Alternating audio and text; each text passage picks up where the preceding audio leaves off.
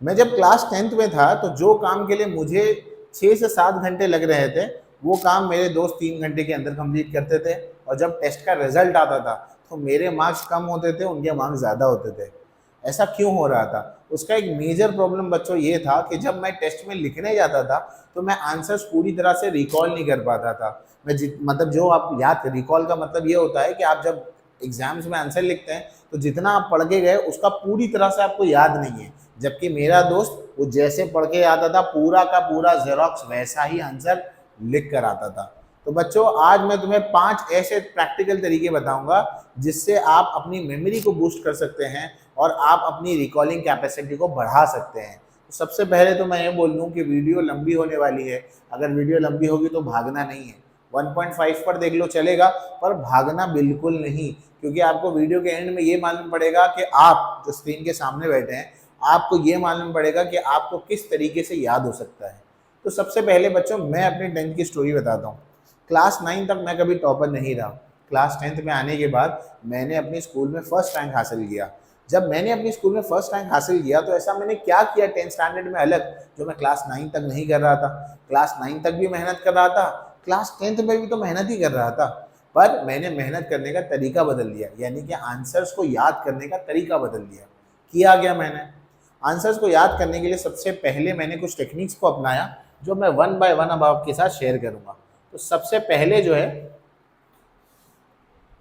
ये होता है न्यूमोनिक्स और एक्रोनिम्स। क्या है न्यूमोनिक्स और एक्रोनिम्स, क्या होता है? न्यूमोनिक्स का मतलब ये होता है बच्चों, आप किसी आंसर के लिए एक ट्रिक बना लो जिससे आपको आंसर बहुत जल्दी याद हो जाए।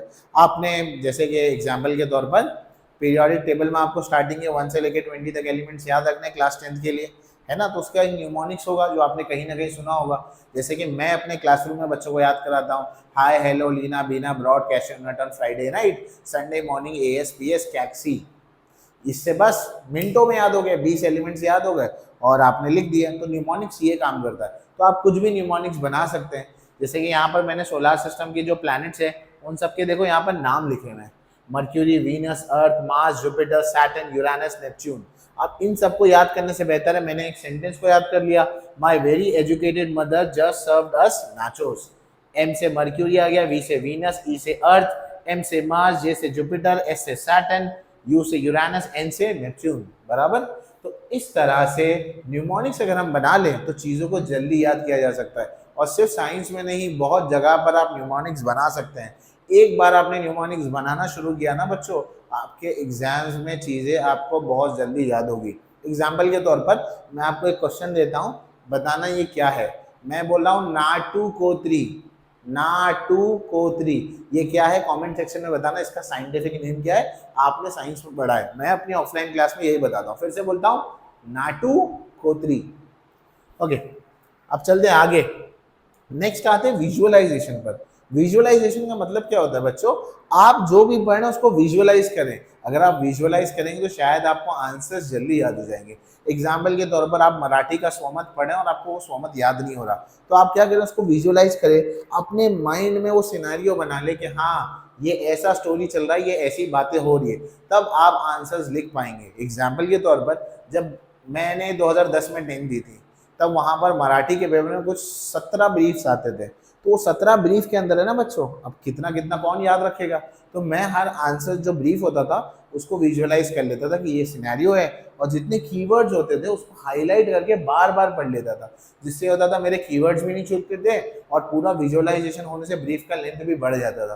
तो आपको भी यही करना है। मान लो एक्सट्रैक्शन ऑफ एल्यूमिनियम आप पढ़ रहे हैं, एक 5 मार्क का बड़ा आंसर है, अक्सर बच्चों को याद नहीं होता, तो आपको विजुअलाइज करना पड़ेगा कि इलेक्ट्रॉन कहाँ जा रहे हैं, प्रोटॉन कहाँ जा रहे हैं, कौन सी चीज़ क्या हो रही है। तो आप उसको विजुअलाइज कर पाएंगे, तब उसको बेहतर आपको वो याद होगा।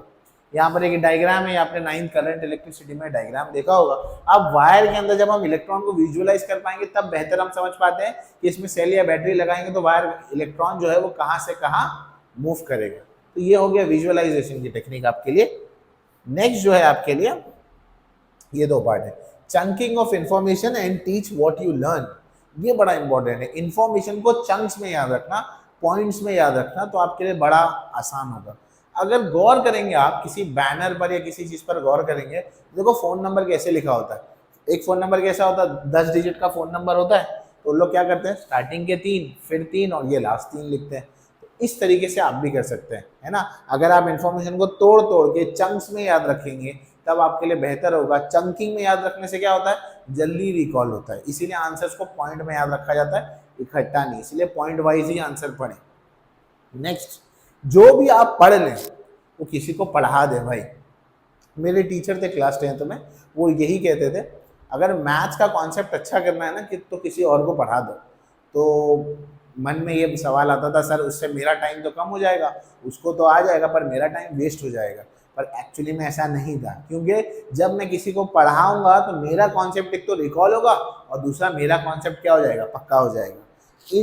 इसमें एक बात को गौर करना, जब आप किसी को पढ़ाते हैं या जो भी चीज़ करते हैं, इसमें सबसे इम्पोर्टेंट बात बच्चों याद रखना कि लिखा करो। लिखने से होता क्या है, जब हम किसी चीज़ को लिखते हैं ना तो लिखते वक्त ज़्यादा सेंसेस हमारे साथ में होते हैं। जैसे हम लिखते हैं तो हमारी मोटर स्किल काम कर रही है, हाथ काम कर रहा है, दिमाग उसको, आंखें देख रही है, दिमाग उसको एनालाइज कर रहा है। जितने ज़्यादा सेंसेस इन्वॉल्व होंगे वो उतना अच्छे से याद होगा। इसीलिए चीज़ों को लिखना इम्पोर्टेंट है। ये मैं अपनी तरफ से टिप नहीं दे रहा हूँ आपको, मैंने ये टिप याद रखना। एक IAS का इंटरव्यू हुआ था तो वहाँ पे यही पूछा गया था, IAS बनने के लिए बहुत पढ़ना पड़ता है, तो वहाँ पे वही पूछा गया कि सर इतना सारा जब पढ़ना होता है तो ये इन्फॉर्मेशन को प्रोसेस कैसे करने का, याद कैसे करने का। तो उन्होंने कहा लिख लो। तो लिखना बड़ा इंपॉर्टेंट है, ये ध्यान रखना। And last one, mind maps. मेरे हिसाब से ये भी बड़ी तगड़ी टेक्निक है माइंड मैप्स को करने की। माइंड मैप्स का मतलब क्या है, एक चैप्टर आपने पढ़ लिया, अब आपको टेस्ट करना है कि मुझे याद है या नहीं, उसको रिकॉल करना है कि कैसे पढ़ेंगे। तो जैसे कि मान लो लीनियर इक्वेशन आपने पढ़ा, तो उसमें लीनियर इक्वेशन को देखो सॉल्व करने के 4 तरीके हैं, बराबर है। अब ये 4 तरीके आप जब रिवाइज करेंगे तो आपको रिकॉल हो जाएगा जल्दी से। तो माइंड मैप ज़्यादातर आपको साइंस में, हिस्ट्री में, ज्योग्राफी में काम आएंगे। चैप्टर या लेसन होने के बाद आप क्या करेंगे, एक बड़ा सा माइंड मैप बनाएंगे जिसमें कौन सी चीज़ कहाँ लिंक है उसको छोटे छोटे पॉइंट्स में लिखें। वो छोटे पॉइंट आप ज़रूर रिकॉल कर पाएंगे। इनमें से ज़रूरी नहीं है कि आप पाँचों की पाँचों टेक्निक लगाएं, आपको जैसे याद होता है वो ट्राई करें। मान लें अगर आपको विजुअलाइजेशन से याद हो रहा है तो उसी में आगे बढ़े, माइंड मैप से हो रहा है तो उसी में आगे बढ़े। चंकिंग ऑफ इन्फॉर्मेशन तो हम सब करते ही है, पर इन सब में कॉमन चीज़ याद रखना सबसे इम्पॉर्टेंट होता है, लिखना। याद रखने के लिए लिखना इंपॉर्टेंट है। अब उन लोग लिखते नहीं है, अगर लिखेंगे नहीं तो बड़ा मसला हो जाएगा। इसके अलावा एक प्रो टिप दूँ, ध्यान से सुनना, सीक्रेट है किसी को बताना मत। आंसर याद रखना है ना तो फ़ोन को छोड़ दो। अभी तुम्हारे अम्मी अब्बा की तरह साउंड कर रहा हूँ मैं कि हर चीज़ सर फ़ोन पे लाके क्यों छोड़ देते। देखो उसका बेसिक प्रूफ है। क्या प्रूफ है, जब हम फ़ोन को इस्तेमाल करेंगे ना तो क्या होगा, ऑलरेडी फ़ोन का इतना सारा इन्फॉर्मेशन दिमाग में जाएगा तो आंसर किधर से भरेगा। तो पहले तो फ़ोन नहीं देखोगे तो दिमाग खाली रहेगा, दिमाग खाली रहेगा तभी तो आंसर अंदर जाएगा ना, समझ गए। तो आई होप सो ये टिप्स अच्छी लगी होगी। अगर इसके अलावा भी कोई और चीज़ चाहिए तो कमेंट सेक्शन में मेंशन करो। नाटू कोतरी का नाम ज़रूर बताना कि क्या है।